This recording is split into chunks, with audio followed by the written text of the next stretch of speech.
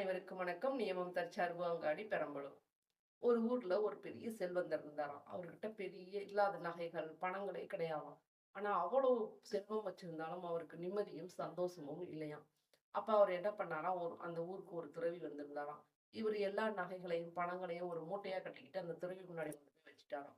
வச்சுட்டு, "ஐயா, எனக்கு எவ்வளோ சொத்துக்கள் இருந்தாலும், பணம், பொருள் எல்லாமே இருக்கு. ஆனா எனக்கு நிம்மதியும், சந்தோஷமும் இல்ல. இத நீங்க வச்சுக்கிட்டு அந்த சந்தோஷமும், நிம்மதியும் எனக்கு எப்படி வரணும்னு நீங்க கொஞ்சம் சொல்லுங்க" அப்படின்னு சொன்னாராம். உடனே அந்த துறவி எல்லாத்தையும் தூக்கிக்கிட்டு, அந்த மூட்டைய தூக்கிக்கிட்டு ஒரே ஓட்டமா ஓட ஆரம்பிச்சுட்டாராம். உடனே இவருக்கு ஒரே படபடப்பாயி அவர விரட்டி ஓடி பார்த்தாராம். ஒண்ணுமே முடியலையாம். அவர் கண் காணாத தூரத்துக்கு போயிட்டாராம். ஒருவேளை இவரு போலி சாமியாரா இருப்பாரோ அப்படின்னு அந்த பணக்காரருக்கு ஒரு டவுட்டோட நின்னுகிட்டு இருந்தார். கொஞ்ச நேரம் கழிச்சு அந்த துறவிய திரும்பி வந்து அவன்கிட்ட அந்த மூட்டைய பணக்காரன்ட்ட குடுத்தாராம். அவருக்கு அத வாங்குன உடனே அவ்வளோ ஒரு சந்தோஷமும், மகிழ்ச்சியும் ஆயிடுச்சாம்.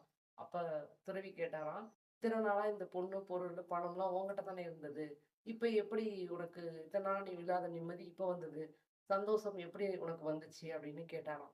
இந்த இத சொன்ன உடனே அந்த பணக்காரர் ஏதோ புரிஞ்ச மாரி அவர் வீட்டுக்கு கிளம்பி போனாராம். அப்படி என்ன தத்துவத்த அந்த துறவி அந்த பணக்காரருக்கு சொல்லிக் குடுத்தாருங்கிறது உங்களுக்கு புரிஞ்சிருந்தா கமெண்ட் பாக்ஸ்ல போடுங்க.